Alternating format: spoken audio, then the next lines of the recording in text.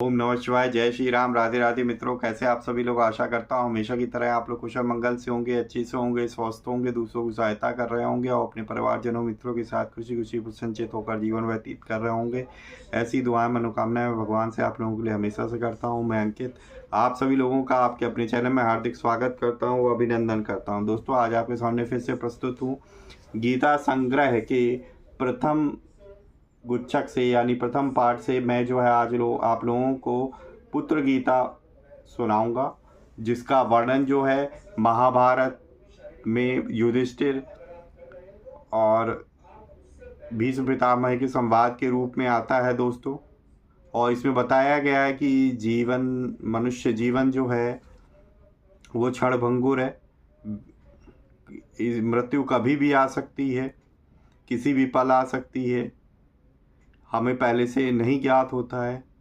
तो उसी विषय में जो है महाभारत में युधिष्ठिर और भीष्म पितामह के आख्यान के रूप में ये प्राचीन वर्णन मिलता है पुत्र गीता के रूप में। और बहुत ही छोटा सा वर्णन है दोस्तों, मैं आप लोगों को सुनाऊंगा। तो चलिए, सर्वप्रथम हम लोग जो है गणेश जी का आह्वान करते हैं साथ में, उसके बाद शुरू करेंगे। वक्रतुंड महाकाय सूर्यकोटि समप्रभा निर्विघ्नं कुरु देव सर्वकार्येषु सर्वदा। जय श्री गणपति बप्पा मोरया। तुमेव माता च पिता तुमेव, तुमेव बंधु च सखा तुमेव, तुमेव विद्या द्रविड़म तुमेव, तुमेव सर्वम मम देवो देवो। जय श्री गणपति बप्पा मोरया। चलिए शुरू करते हैं। वह प्रेम से बोलेंगे दोस्तों, सियावर रामचंद्र की जय। ओम नमो नारायण, ओम नमो भगवते वासुदेवाय। जय श्री राधे कृष्ण। हर हर महादेव। जय श्री पार्वती माता की जय हो। जय सीताराम हनुमान जी। जय गुरुदेव दी। तो चलिए, गीता संग्रह है, इसका पहला पार्ट है दोस्तों। इस पहले पार्ट में जो है पुत्र गीता आती है, जो महाभारत से ली गई है दोस्तों। यहाँ पे आप लोग देख सकते हो कि ये जो पुत्र गीता है 11वां अध्याय है महाभारत, और 241 पृष्ठ पे दी हुई है ये दोस्तों। तो चलिए, भगवान का नाम लेके आप लोग भी जो है सुनिए। मैं आपको सुनाता हूँ पुत्र गीता। महाभारत के शांति पर्व में भीष्म युधिष्ठिर संवाद के अंतर्गत पुत्र गीता के रूप में एक प्राचीन आख्यान आता है, जिसमें सदा वेद शास्त्रों के अध्ययन में तत्पर रहने वाले एक ब्राह्मण को उनके मेधावी नामक तत्वदर्शी पुत्र द्वारा ही एक बहुत मार्मिक उपदेश दिए गए हैं। प्रत्येक मनुष्य का जीवन क्षणभंगुर है। मृत्यु कभी भी बिना पूर्व सूचना की आ सकती है, अतः प्रत्येक अवस्था में संसार की आसक्ति से बचकर धर्माचरण तथा सत्य व्रत का पालन करते रहना चाहिए। यही परम साधन इस पुत्र गीता में बताया गया है। अत्यंत प्रभावी ढंग से चेतावनी देने वाली यह पुत्र गीता यहाँ सा अनुवाद प्रस्तुत की जा रही है। देखिए दोस्तों, राजा युधिष्ठिर जी ने पूछा, हे पितामह, समस्त भूतों का संहार करने वाला यह काल बराबर बीता जा रहा है। ऐसी अवस्था में मनुष्य क्या करने से कल्याण का भागी हो सकता है, यह मुझे बताइए। तब भीष्म जी ने कहा कि युधिष्ठिर, इस विषय में ज्ञानी पुरुष पिता और पुत्र के संवाद रूप इस प्राचीन इतिहास का उदाहरण दिया करते हैं। तुम उस संवाद को ध्यान देकर सुनो। हे कुंती कुमार, प्राचीन काल में एक ब्राह्मण थे जो सदा वेद शास्त्रों के स्वाध्याय में तत्पर रहते थे। उनके एक पुत्र हुआ जो गुण से तो मेधावी था ही, नाम भी मेधावी था। वह मोक्ष, धर्म और अर्थ में कुशल तथा लोक तत्व का अच्छा ज्ञाता था। एक दिन उस पुत्र ने अपने स्वाध्याय परायण पिता से कहा। पुत्र बोला कि पिताजी, मनुष्यों की आयु तीव्र गति से बीती जा रही है। यह जानते हुए धीर पुरुष को क्या करना चाहिए? तात, आप मुझे बताइए, मुझे उस यथार्थ उपाय का उपदेश दीजिए जिसके अनुसार मैं धर्म का आचरण कर सकूं। तब पिता ने कहा कि बेटा, द्विज को चाहिए कि वह पहले ब्रह्मचर्य व्रत का पालन करते हुए संपूर्ण वेदों का अध्ययन करे, फिर गृहस्थाश्रम में प्रवेश करके पितरों की सद्गति के लिए पुत्र पैदा करने की इच्छा करे। विधि पूर्वक त्रिविध अग्नियों की स्थापना करके यज्ञों का अनुष्ठान करे, तत्पश्चात वानप्रस्थ आश्रम में प्रवेश करे। उसके बाद मौन भाव से रहते हुए सन्यासी होने की इच्छा करे।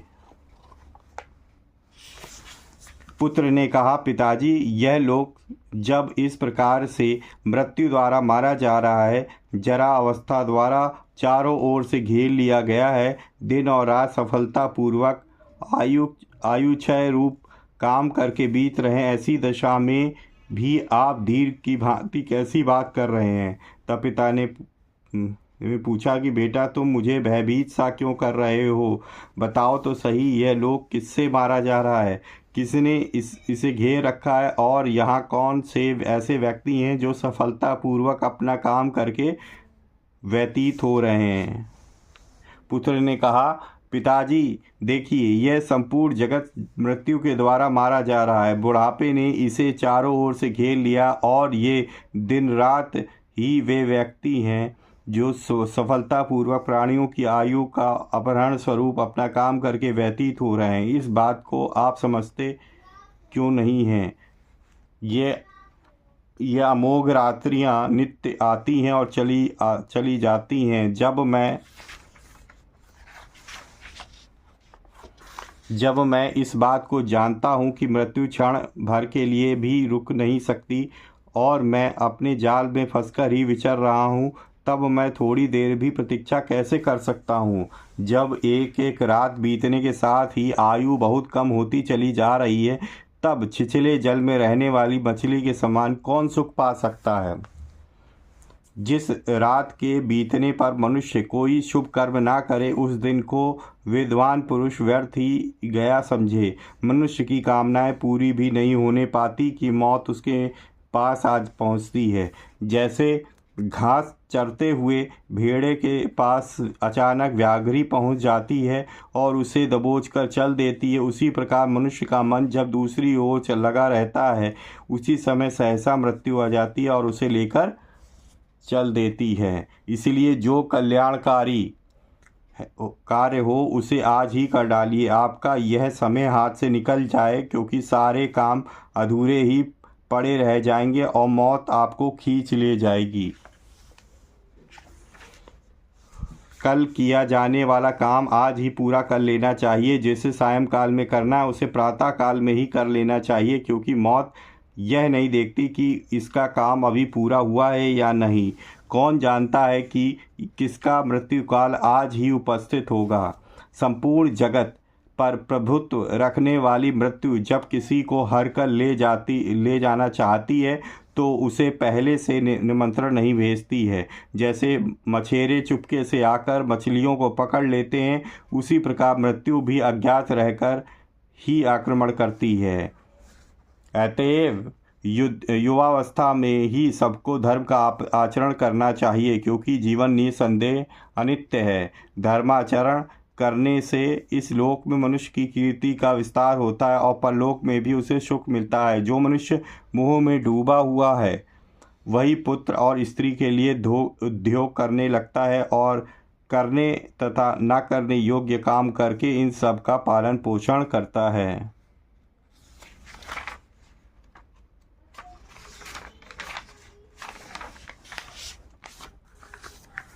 जैसे सोए हुए मृग को बाघ उठा ले जाता है, उसी प्रकार पुत्र और पशुओं से संपन्न एवं उन्हीं में मन को फंसाए रखने वाले मनुष्य को एक दिन मृत्यु आकर उठा ले जाती है।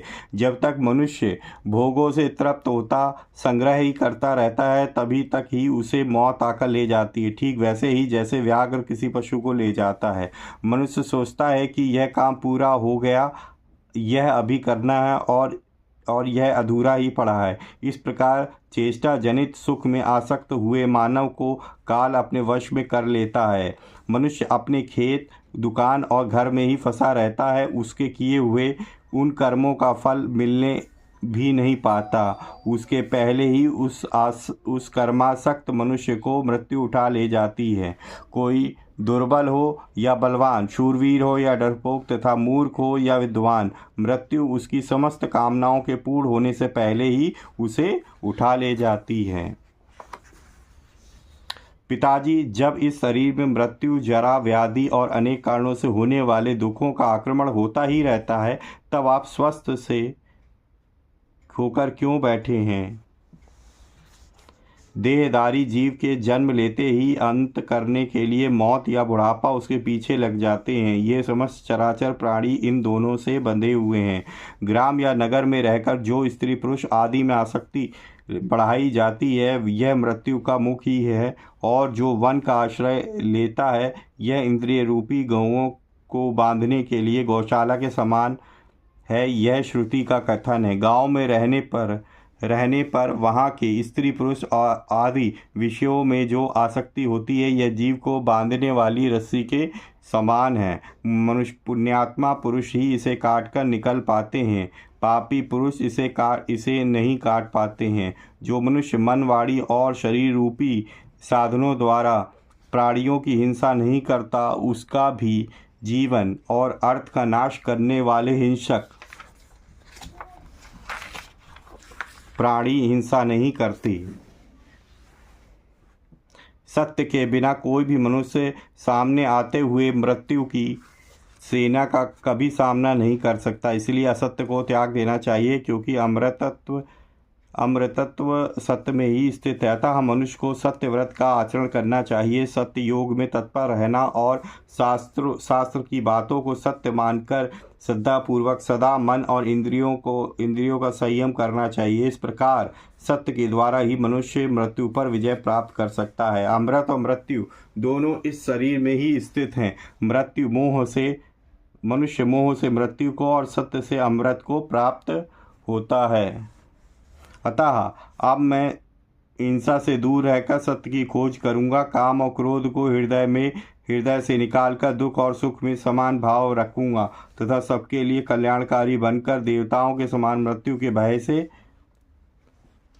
मुक्त हो जाऊंगा। मैं निवृत्ति परायण होकर शांतिमय यज्ञ में तत्पर रहूंगा।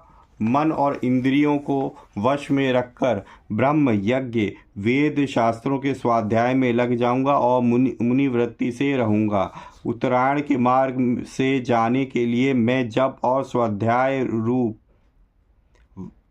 वाग्य यज्ञ, ध्यान रूप मनोयज्ञ और अग्निहोत्र एवं गुरु शुश्रूषादि रूप कर्म यज्ञ का अनुष्ठान करूंगा।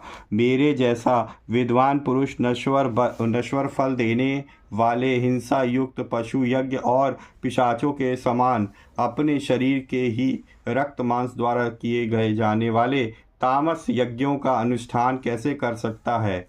जिसकी वाणी और मन दोनों सदा भली भांति एकाग्र रहते हैं तथा जो त्याग, तपस्या और सत्य से संपन्न होता है, वह निश्चय ही सब कुछ प्राप्त कर सकता है। संसार में विद्या ज्ञान के समान कोई नेत्र नहीं है, सत्य के समान कोई तप नहीं है, राग के समान कोई दुख नहीं है और त्याग के समान कोई समान सुख नहीं है। मैं संतान रहित होने पर भी परमात्मा में ही परमात्मा द्वारा उत्पन्न हुआ हूँ, परमात्मा में ही स्थित हूँ, आगे भी आत्मा में ही लीन हो जाऊंगा।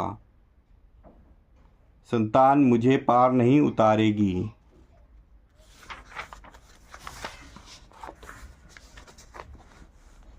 परमात्मा के साथ एकता तथा समता, सत्य भाषण, सदाचार, ब्रह्मनिष्ठा, दंड का परित्याग, अहिंसा, सरलता तथा सब प्रकार के सकाम कर्मों के उपरति इनके समान ब्राह्मण के लिए कोई दूसरा धन नहीं है।